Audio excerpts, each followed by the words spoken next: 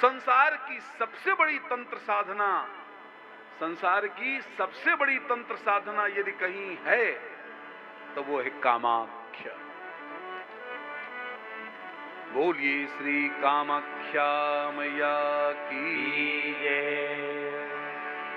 यही महारानी सती का अगला जन्म पर्वत की बेटी पार्वती के रूप में अवतीर्ण हुई और महारानी पार्वती जी का विवाह सांब सदाशिव महादेव जी के साथ। भगवान नारायण ने शिव से प्रार्थना किया कि हे शिव, जब से महारानी सती आपसे विलग हुई तब से महारानी सती बहुत परेशान हैं। वो पार्वती बनकर के आ चुकी हैं, आप उनको स्वीकार करो। तब महादेव जी ने भगवान विष्णु के कहने से पार्वती जी को स्वीकार किया है। देखो, शिव पुराण के अनुसार और स्कंद पुराण के अनुसार भगवान शिव का विवाह वैशाख के महीने में हुआ है, लेकिन लोक व्यवहार के अनुसार महादेव जी का विवाह फाल्गुन के महीने में हुआ है, कृष्ण त्रयोदशी यानी शिवरात्रि को। संसार में केवल एक ही महापुरुष है जिसका जन्म भी शिवरात्रि को हुआ है और जिसका विवाह भी शिवरात्रि को ही हुआ है। महादेव जी का जन्म कब हुआ है संसार में कोई नहीं बता सकता, अनादि है। एक बार एक ज्योति प्रकट हुई, बहुत बड़ी ज्योति, और वो ज्योति किस दिन प्रकट हुई? सतयुग में शिवरात्रि के ही दिन। जब जो ज्योति प्रकट हुई तो अब वो ज्योति का पता लगाया जाए, ज्योति आई कहां से। देवताओं के सरपंच कौन है? पंचानन महादेव ज्योति के रूप में प्रकट हुए, विशाल ज्योति। महादेव जी ने कहा ज्योति का आदि अंत का पता करें। ये ज्योति आई कहां से? भगवान विष्णु ने ज्योति का आदि अंत पता किया। भगवान विष्णु ने कहा कि मैं ऊपर भी गया, नीचे भी गया, मुझे कहीं भी ज्योति के आदि अंत पता नहीं चला। ब्रह्मा जी हंस में बैठ करके ज्योति का पता करने गए, भगवान विष्णु बाराह में बैठ करके ज्योति का पता करने गए, लेकिन याद रखना ब्रह्मा जी को लोभ आ गया, क्योंकि भगवान शिव ने कहा था कि जो ज्योति का पता लगा के आ जाएगा उसकी सबसे पहले संसार में पूजा होगी। ब्रह्मा जी को लोभ आ गया। ब्रह्मा जी ने कहा कि मैं शंकर जी के पास जाकर के बता दूंगा कि मैंने ज्योति का आदि अंत पता कर लिया है। शंकर जी पूछेंगे कि गवाही कौन है, तो 2 गवाह भी तैयार कर लिए। ये 2 गवाह की परंपरा उसी समय से शुरू हुई है। आज भी 2 गवाही मांगी जाती है। ब्रह्मा जी ने 2 गवाह कौन कौन? ब्रह्मा जी ने जो 2 गवाह तैयार किया, बंधु ये दोनों गवाह प्रकट हो गए। शंकर जी ने ब्रह्मा जी से कहा आपने हमारी ज्योति का आदि अंत पता कर लिया? ब्रह्मा जी झूठ बोल गए, बोले हाँ हमने पता कर लिया। तो शंकर जी ने कहा गवाही दो। बोले एक केतकी पुष्प है और दूसरा गौ माता है। शंकर जी ने केतकी पुष्प से पूछा, केतकी पुष्प जल्दी बताओ मेरी ज्योति का आदि अंत मेरी ज्योति का आदि अंत ब्रह्मा जी ने पता कर लिया? तो केतकी झूठ बोल गई, बोले हाँ पता कर लिया, मैं गवाही हूं। अरे गौ माता तुम बताओ। बंधु गौ माता को भी लोभ आ गया। गौ माता ने कहा हाँ प्रभु, ब्रह्मा जी ने आपकी ज्योति के आदि अंत का पता कर लिया है। गाय भी झूठ बोल गई। अब तो महादेव जी को बड़ा क्रोध आया। महादेव जी ने कहा, केतकी तुमने झूठी गवाही दी, जाओ मैं तुम्हें श्राप देता हूं। मेरी पूजा में संसार के सारे पुष्प चढ़ेंगे, लेकिन केवड़ा का पुष्प नहीं चढ़ेगा, और जो केवड़ा से मेरी पूजा करेगा उसकी पूजा का कोई प्रभाव नहीं पड़ेगा और उसके पुण्य नष्ट हो जाएगा।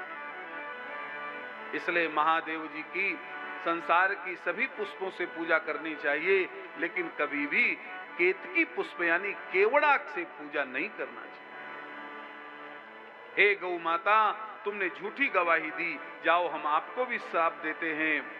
आपके पूरे शरीर की पूजा होगी, आपके अंग अंग की पूजा होगी, लेकिन जिस मुख से आपने झूठी गवाही दी है, हम श्राप देते हैं वो मुख आपका अशुद्ध हो जाए। इसीलिए हमारे जानकार लोग, यदि गाय किसी पात्र में भोजन कर लेती है तो वो पात्र अशुद्ध हो जाता है, फिर उसको अग्नि से स्वच्छ किया जाता है। हे ब्रह्मदेव, आपने झूठ बोला, तो जाओ हम आपको श्राप देते हैं। पुष्कर को छोड़कर संसार में आपके कहीं मंदिर नहीं बनेंगे, और जो भी ब्रह्मा का मंदिर बनाएगा उसका वंश नष्ट हो जाएगा।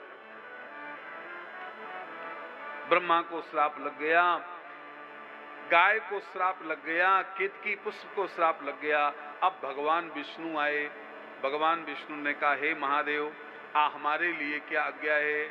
भगवान शिव इतने खुश हो गए, हे विष्णु, तुमने सत्य बोला कि मैंने ज्योति का आदि अंत पता नहीं किया, तो आओ मैं आपको गुरु मंत्र देना चाहता हूं। तब भगवान शिव ने भगवान विष्णु को गुरु मंत्र दिया। महाराज शंकर जी के पास जो कपड़ा था, उसी कपड़े को ढका है भगवान विष्णु के सर पर, और दाहिने कान में ये गुरु मंत्र दिया है। अब यहाँ गुरु मंत्र का नाम आया है तो हम मंत्र नहीं बोलेंगे, क्योंकि गुरु मंत्र माइक से बोलना अपराध है। खाली इतना बता दें कि महादेव जी ने जो विष्णु भगवान को गुरु मंत्र दिया है, उस मंत्र का नाम है पंचाक्षर। जो जानकार लोग हैं वो अपने आप समझ गए होंगे। बंधु, भगवान महादेव जी ने भगवान विष्णु को गुरु मंत्र दिया है और पंचाक्षर मंत्र की दीक्षा दी है।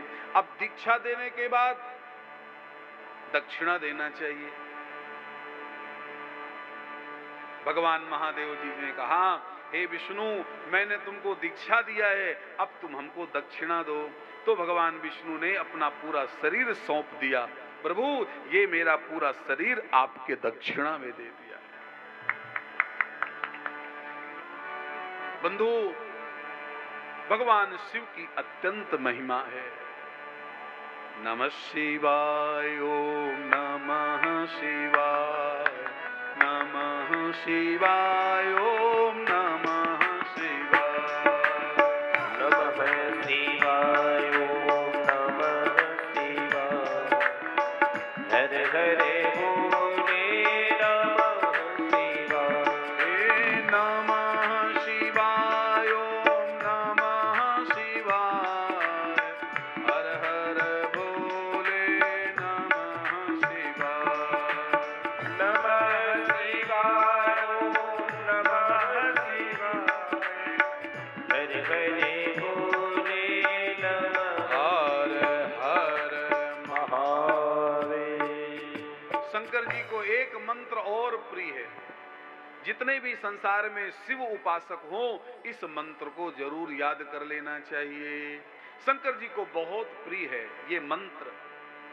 जरा ध्यान से सुने, कौन सा मंत्र है? ओम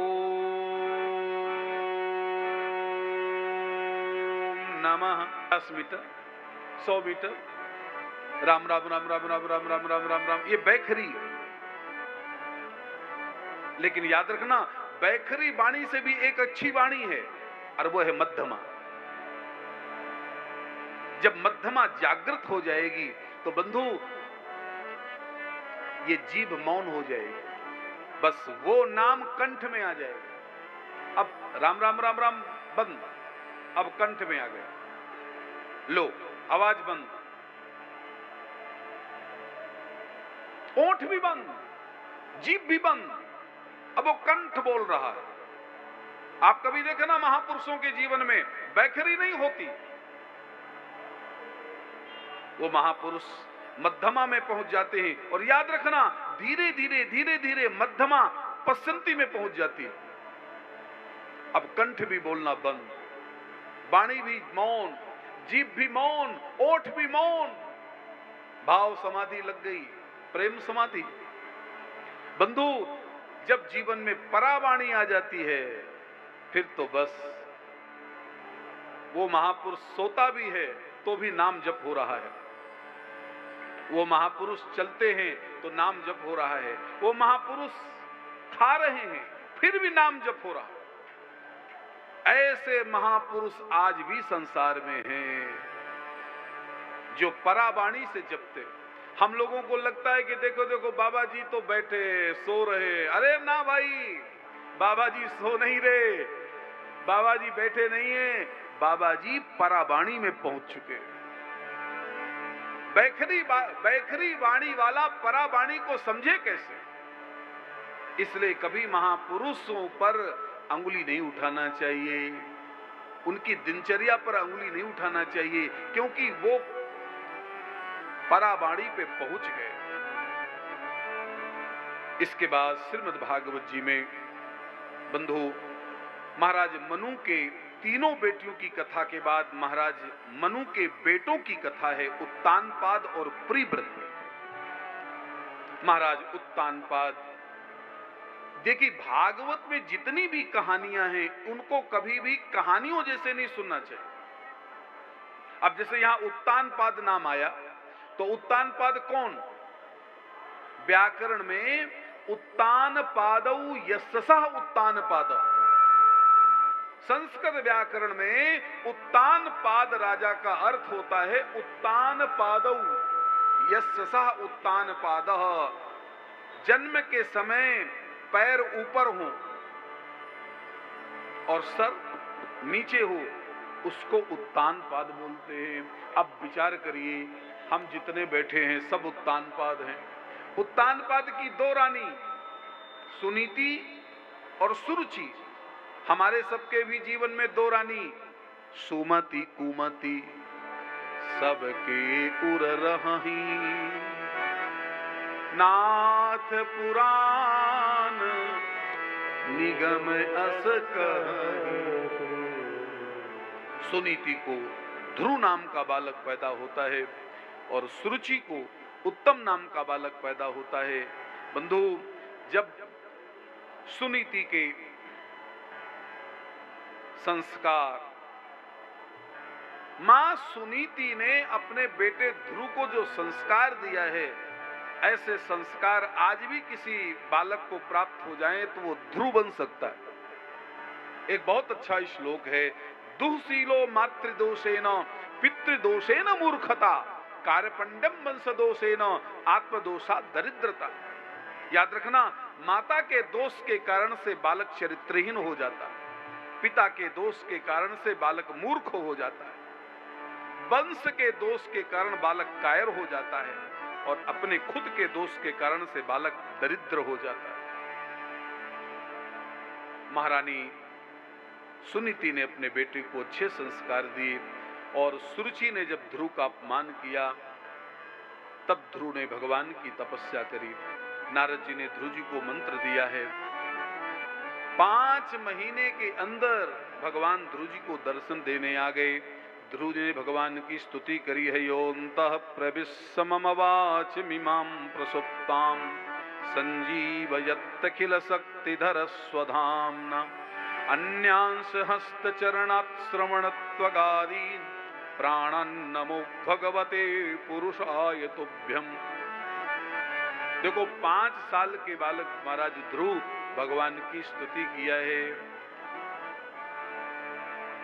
इतनी गजब की स्तुति करी है ध्रुव जी ने, वैदिक स्तुति करी है। भगवान को कहना पड़ा, ध्रुव जिस पर मेरी कृपा हो जाती है फिर चाहे जितना बोलता रहे कभी शब्द कमेंगे ही नहीं। बंधु ये बिल्कुल सत्य है कि जिस पर मां भगवती शारदा की कृपा हो गई फिर वो बोलता जाए बोलता जाए बोलता जाए, कभी शब्द कम ही नहीं सकते। इसलिए जीवन में सरस्वती की कृपा बहुत जरूरी है। हमारे स्वामी जी दंडी स्वामी जी अभी परसों कह रहे थे कि इतना भरा है कि उबल रहा है। और आप कभी देखना कोई सामने बैठ जाए तो फिर स्वामी जी बोलने लगते, बंधु इतना भरा है कि वो निकले कैसे।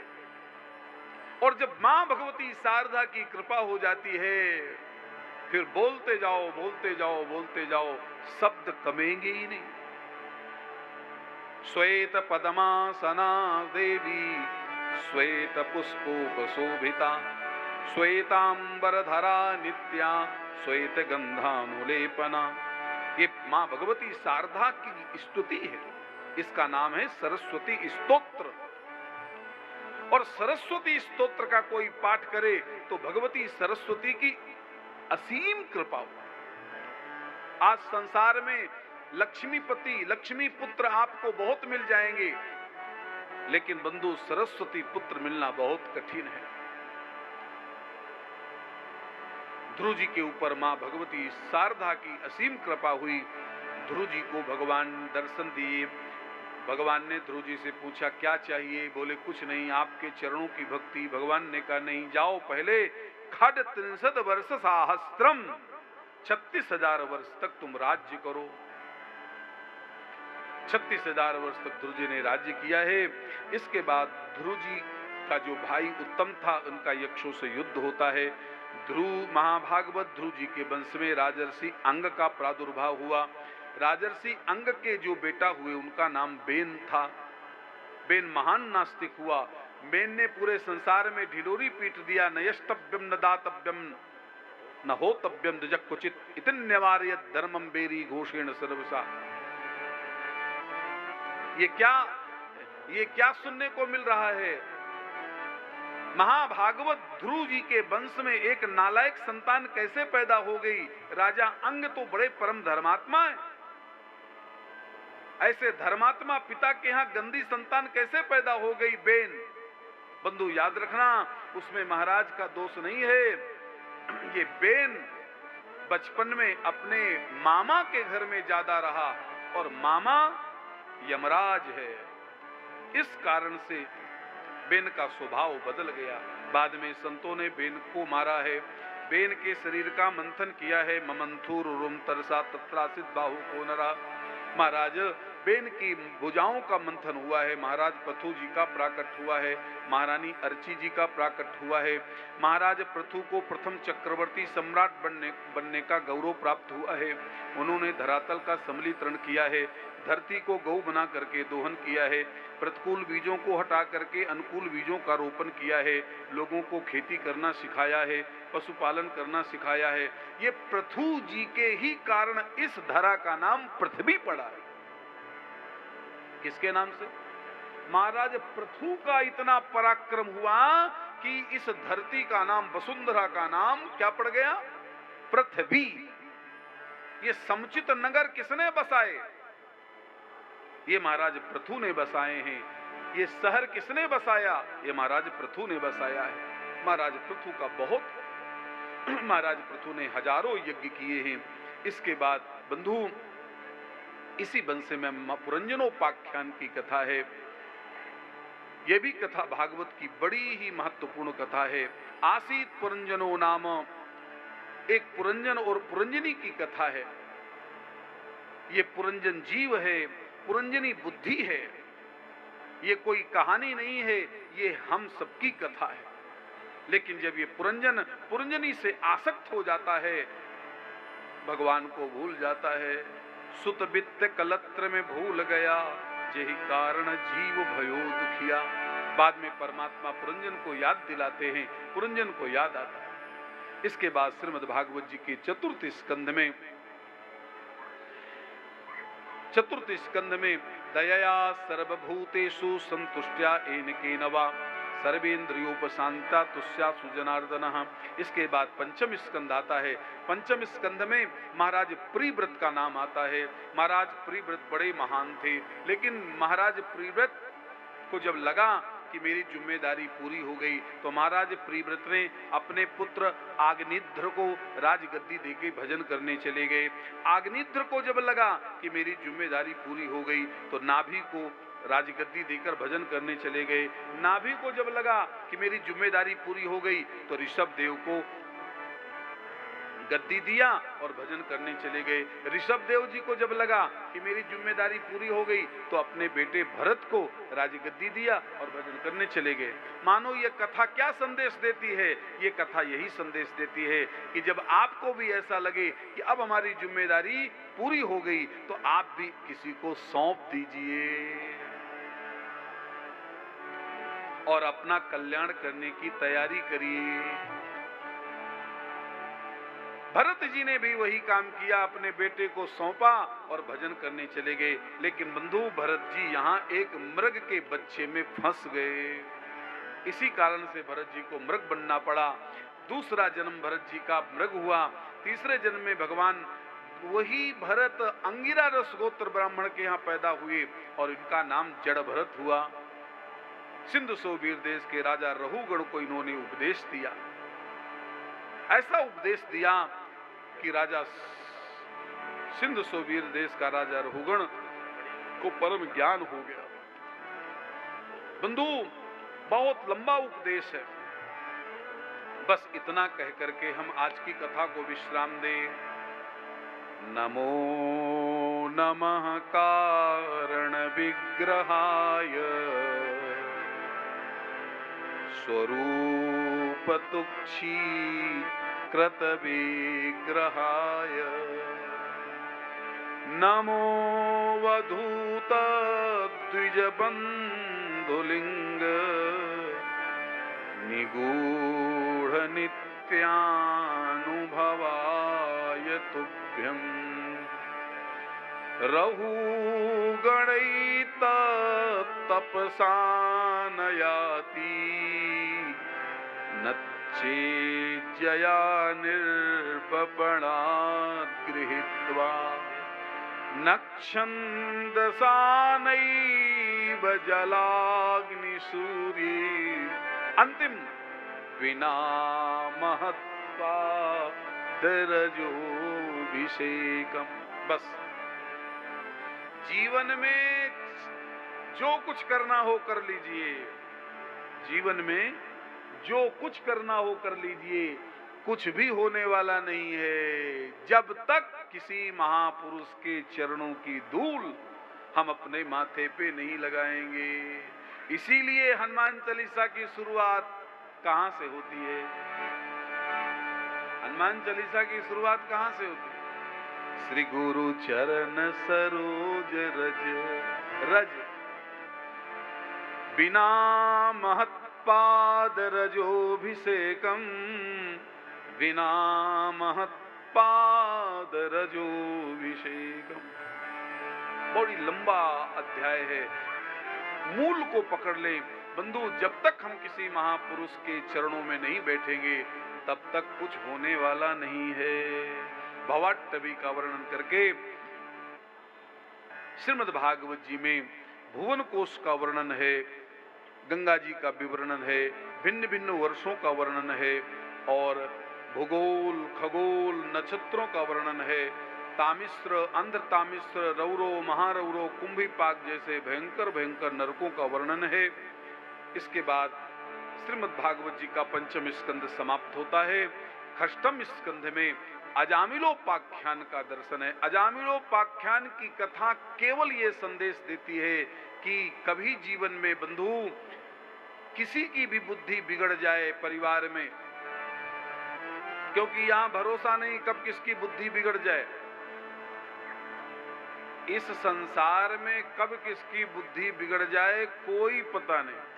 बड़े बड़े ज्ञानियों की भी बुद्धि बिगड़ते यहां देखी गई है। ज्ञानिनाम अपि चेतांसी देवी भगवती हिसा बलादा कृष्ण मोहाय महामाया प्रेक्षति।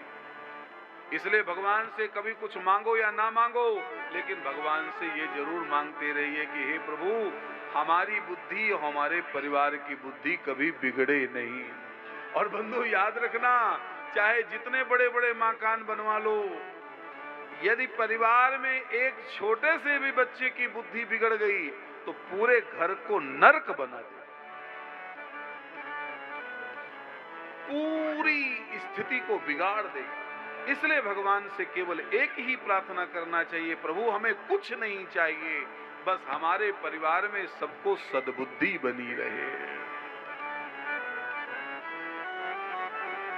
सबको सद्बुद्धि बनी रहे। अजामिल जब बिगड़ गए, पंडित हैं लेकिन बिगड़ गए संग दोष के कारण। कान्यकुब्ज जी, ये कन्नौज की कथा है। कान्यकुब्जे द्विजः कश्चित् दासी पति अजामिला नामना नष्ट सदाचारो दास्या संसर्ग दूषिता।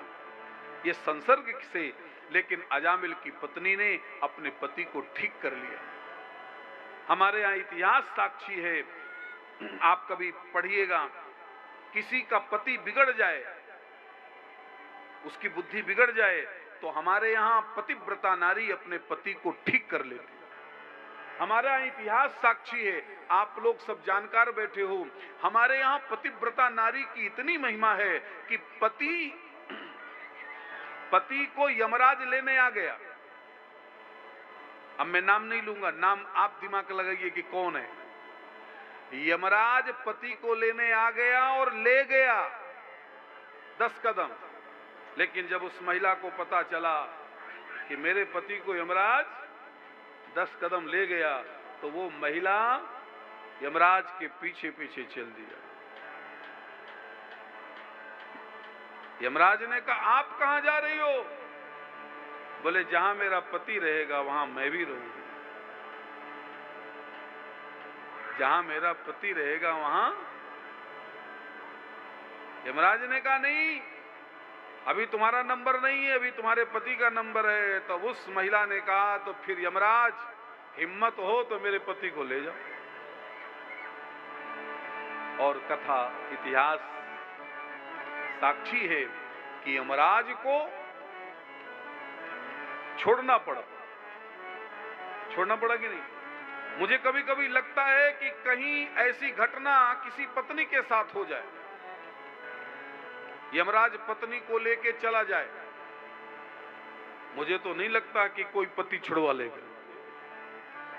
आज तक कहीं भी ऐसा नहीं लिखा कि कोई पति यमराज के पीछे लगा हो और कहा हो कि लाओ मेरी पत्नी को छोड़ो, और कहे भी तो शायद वो छोड़ेगा भी नहीं। यहां तो पत्नी को छुड़ाएगा क्या? पत्नी खत्म हो जाए तो उसकी चिता ठंडी नहीं होने पाती, दूसरी पत्नी लेके आ जाती। लेकिन धन्य है भारत की नारी, पति खत्म हो गया, पूरा जीवन बिना पति के जी लेंगी और जी लेती, लेकिन पति नहीं जी पाता। अजामिल के घर में संत आए, बेटे का नाम नारायण रखा, और बस वो नारायण बच्चे का नाम लेकर अजामिल बैकुंठ चला गया। बस इस कथा का यही तात्पर्य है कि जब अजामिल बच्चे का नाम लेकर बैकुंठ जा सकता है, तो यदि हम सही सही भगवान का नाम ले तो क्या होगा। तुलसी अपने राम को रीझ भजो या खींच, खेत पड़े पे जामी है, उल्टो सीधो बीज। दुनिया में ऐसा कोई मंत्र नहीं है, आप स्वीकार करेंगे कि नहीं? दुनिया में ऐसा कोई मंत्र नहीं है जिसको उल्टा जपो सीधा हो जाए। बोलो, है?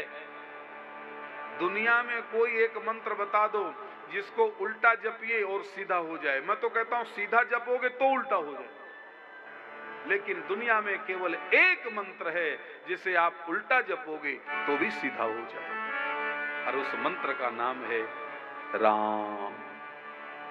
आप अपने घर में अब जाकर के जरा राम का उल्टा जब के देखना, मरा मरा मरा मरा कहना तो अपने आप धीरे से राम राम राम राम निकलने लगे।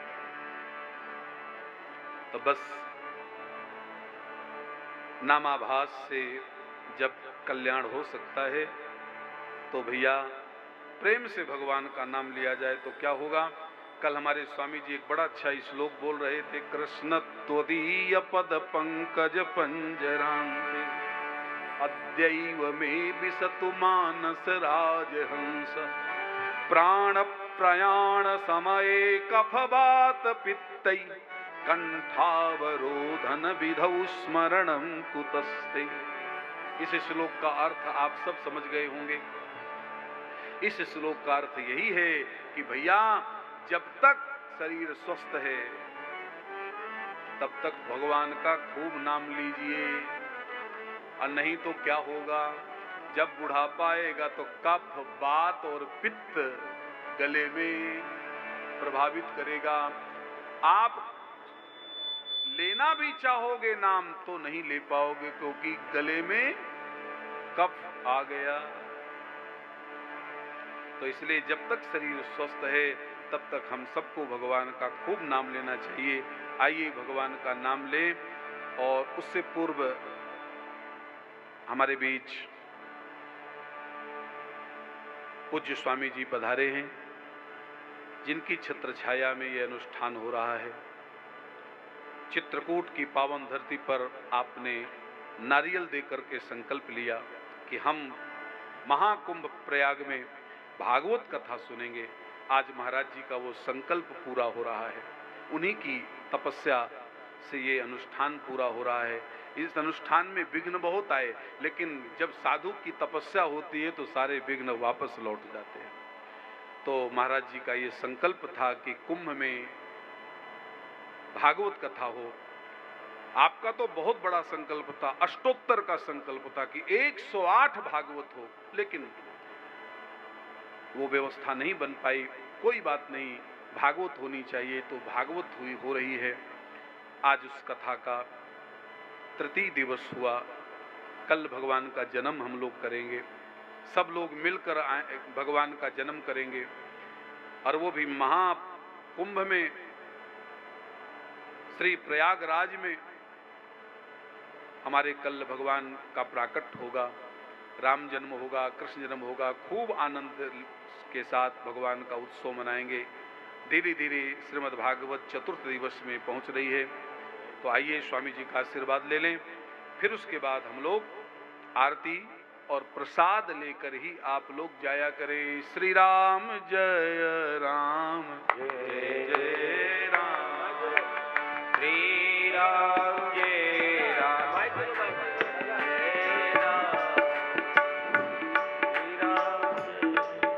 बोले श्री सीताराम नाम भगवान की जय। श्री स्वामी जी महाराज की।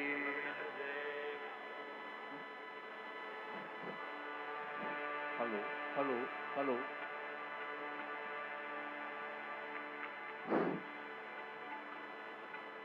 आज भोपाल से भी हमारे चिरंजीव राजेश, उनका पूरा परिवार, सुल्तानपुर से भी हमारे कप्तान साहब भी पधारे हैं, और भी जगह से सब लोग कथा के लिए पधारे हैं। आप सबका व्यासपीठ खूब खूब स्वागत करती है। स्वामी जी के भी बहुत परिकर यहाँ कथा में पधारे हैं, उन सबका भी खूब खूब स्वागत है। ओम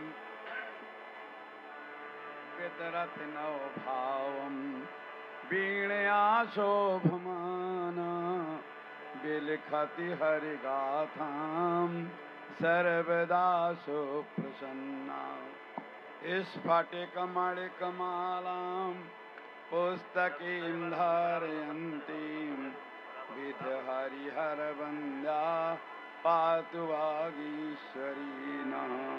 बोलिए सरस्वती मैया की। जीवन में मत पाप कमा, कुछ पुण्य जमा करके धर जा।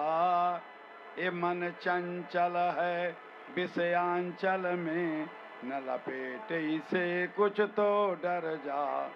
एह मोहन देह मिले न मिले, शुभ कर्म यही जग में कर जा। गिरजापति के पद पंकज में, गिर जा गिर जा गिर जा गिर जा। हर हर महादेव। परम पिता परमात्मा की अहद की कृपा से, मां सरस्वती की महान कृपा से ऐसे अद्भुत अलौकिक भागवत में ये भी लिखा है कि भागवत व्यास सुखदेव जी का स्वरूप होता है। और सुखदेव जानते हो कौन है? साक्षात शिव जी हैं। क्योंकि परीक्षित ने और तो कुछ देखा नहीं था, गर्भ में केवल भगवान कृष्ण के दर्शन किए थे। तो जो जिसको देखता है उसी का याद करता है। प्राण के प्रयाण के समय में वही याद आते हैं। अब तो जाना निश्चित हो गया है, तो जब उनको याद किया तो भगवान कृष्ण से कथा कहते तो बनता नहीं है। कथा तो कहने वाले भगवान शिव हैं। और वो सदैव सावधान मन करिपुन शंकर, और लागे कहन कथा अति सुंदर। हमारे संपूर्ण संकल्पों का सार चित्रकूट के श्री कामदगिरि भगवान, जिनको हमारे भोलेनाथ ने स्थापित किया संकट काल में, और आज तीनों लोक में ब्रह्म के रूप में उपस्थित हैं। चाहे जिस वेद को ले लीजिए, चारों वेदों में चारों महावाक्य भगवान राम को ही इंगित करते हैं। पुरुष प्रसिद्ध प्रकाश निधि प्रकट परावर नाथ, रघुकुल मणि मम स्वामी कहि शिव नायो मात। ऐसी अलौकिक अनुपम अद्वितीय ये तीर्थराज प्रयाग में हमारे नारायण स्वरूप व्यास जी, जो कि विनय की ही मूर्ति हैं। हमारे यहाँ आदि गुरु शंकराचार्य जी ने पहली स्तुति यही की थी, अभिनय अपनय विष्णु। कोई भी कैसा भी विद्वान हो, साहित्य का, दर्शन का, व्याकरण का, लेकिन अगर उसके अंदर विनय नहीं है तो महाराज हम लोग क्रिटिसाइज करने लगते हैं। हमारे चित्रकूट में भी तमाम विद्वान हैं जिनको हम लोग तुरंत उनके चैलेंज को एक्सेप्ट करते हैं। और एक नहीं, व्यास जी 3 प्रदेशों तक पीछा करते हैं, उत्तर प्रदेश, मध्य प्रदेश, छत्तीसगढ़। मुलाकात कहाँ होती है? जगन्नाथ स्वामी के धाम उड़ीसा में। तो हमारे व्यास जी की सबसे अलौकिक कृति यही है कि जो भी जितनी वार्ता होती है, हमारे मंडल में जितने कलाकार बंधु हैं वो भी अति विनम्रता से भगवान के अजन करने में रत रहते हैं। सबसे बड़ी बात है आचार्य जी, प्रसन्नता। सदा हंसता रहे, लाखों में कोई एक होता है, गमों पर वो नहीं रोता मगर गम उस पे रोता है। घड़ी भर का साथ उसका जिंदगी में हो, खुशी क्या चीज है तभी महसूस होता है। यहाँ भीखा भूखा कोई नहीं, सबके गठरी लाल, लेकिन गांठ खोल जाने नहीं, ताते बना कंगाल। वैसे हमारे व्यास जी की कृपा से सब हो जाएंगे माला माल। अब मैं अपनी वाणी को विराम दे रहा हूँ। व्यास जी के अलौकिक वक्तव्य से मैं अति हर्षित हूँ। और वो तो मैं कल समय के बता चुका था कि व्यास जी इतना मसाला भरा है कि अब आप जैसे व्यासों को ही ये सब मसाला देने की आवश्यकता है। हाँ, तो सर्वे भवन्तु सुखिनः, सर्वे सन्तु निरामया, सर्वे भद्राणि पश्यन्तु, मा कश्चित् दुःख भाग् भवेत्। ओम शांति शांति शांति। आरती के सम्मान में सभी लोग खड़े हो जाएं। हमारे पूज्य श्री नंद किशोर दास जी महाराज मंच में आ जाएं। आरती के हमारे राजेश भैया व्यासपीठ में पधार रहे।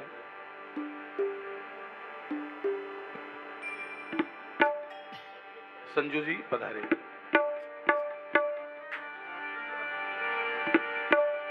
बाके बिहारी तेरी आरती गाऊं, श्री बाके बिहारी देखो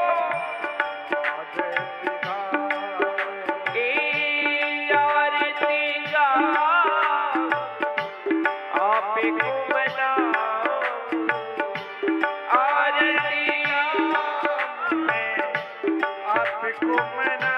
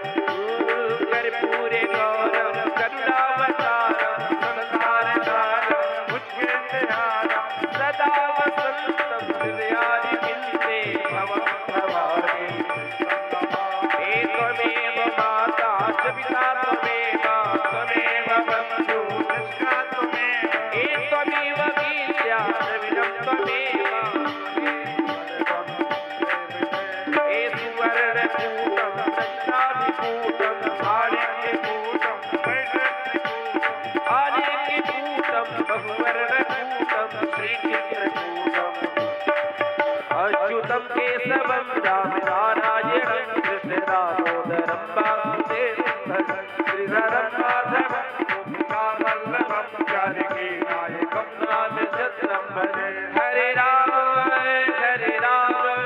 राम राम हरे हरे, हरे कृष्ण कृष्ण कृष्ण कृष्ण